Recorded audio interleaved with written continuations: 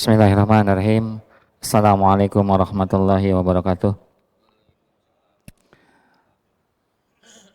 Innal hamdalillah nahmaduhu wa nasta'inuhu wa nastaghfiruh wa na'udzu bihi min syururi anfusina wa min sayyiati a'malina may yahdihillahu fala mudhillalah wa may yudhlil fala hadiyalah. Asyhadu an la ilaha illallah wa asyhadu anna Muhammadan abduhu wa rasuluhu la nabiyya ba'dah. Hadirin sekalian, jamaah salat subuh Masjid Raya yang dirahmati Allah Subhanahu wa taala. Di antara nikmat yang harus kita syukurin adalah nikmat diberikannya kita keamanan. Ya. Kita bebas beraktivitas, tidak ada rasa takut. Kita bebas pergi kemana-mana, ya. Itu sebuah nikmat yang harus kita syukuri.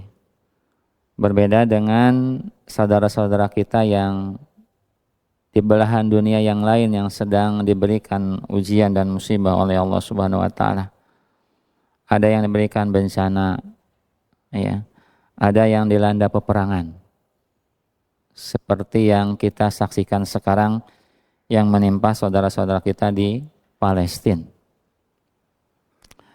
Hadirin sekalian, di antara bukti keimanan itu adalah mencintai saudara kita seiman.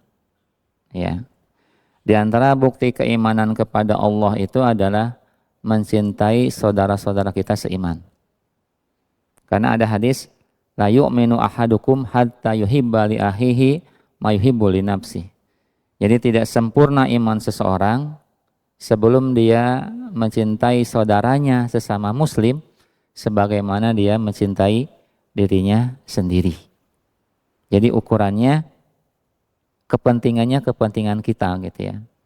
Apa yang terbaik buat saudara kita, apa yang terbaik buat diri kita, kita usahakan juga terbaik buat saudara kita.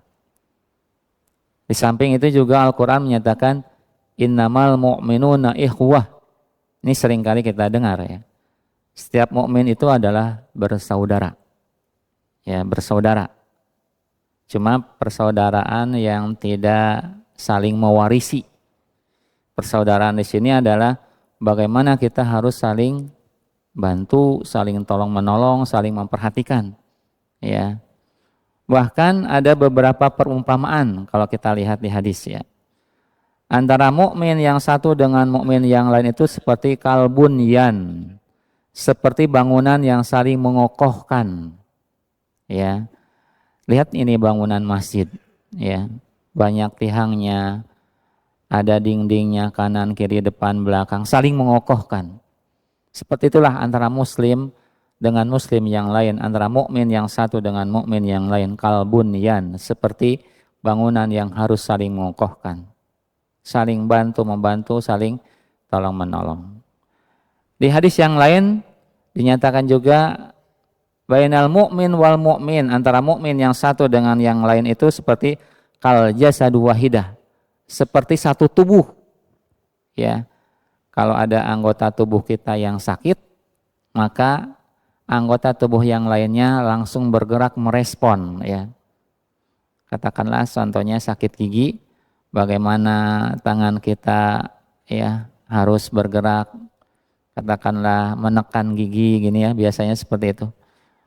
Kemudian mata kita menangis, ya, lisan kita juga berucap untuk meminta tolong atau apalah, ya ada respon, ya.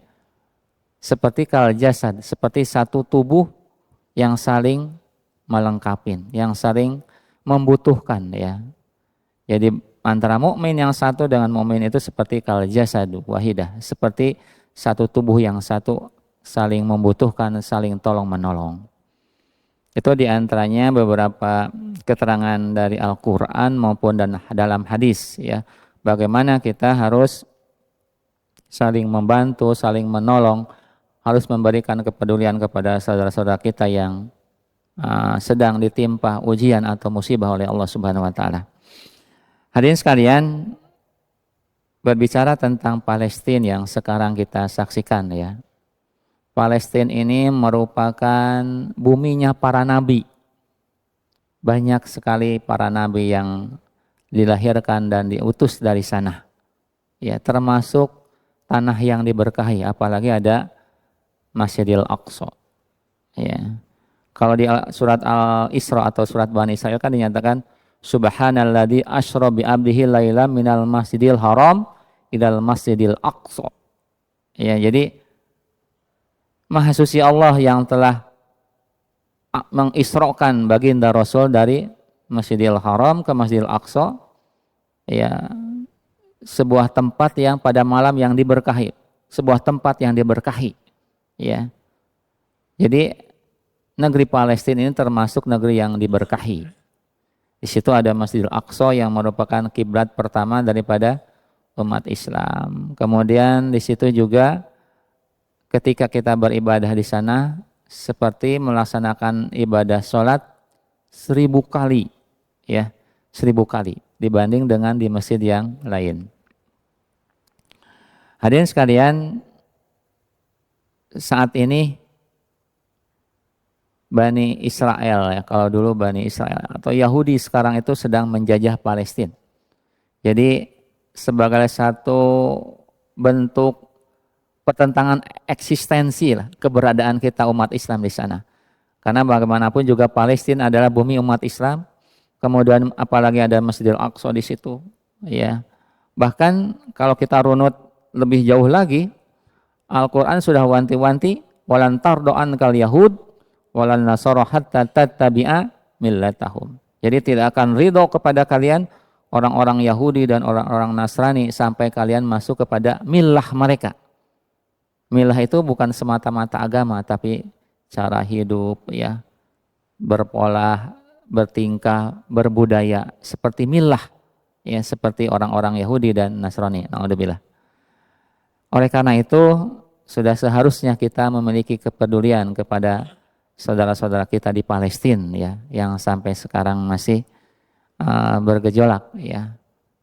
Paling tidak kita menyampaikan doa yang terbaik kita kepada Allah Subhanahu wa taala supaya menolong saudara-saudara kita di Palestina. Allahumma ansur muslimin fi Palestina, ya. Allahumma ansur muslimin fi kulli zaman wal makan. Kita mohon kepada Allah diberikan pertolongan kepada saudara-saudara kita di Palestina, di mana tempat di situ sedang diperjuangkan daripada kalimat Allah, agama Allah Subhanahu wa taala. Hadirin sekalian, jangan sampai kita tidak punya kepedulian kepada saudara-saudara kita, khususnya yang ada di Palestina, ya.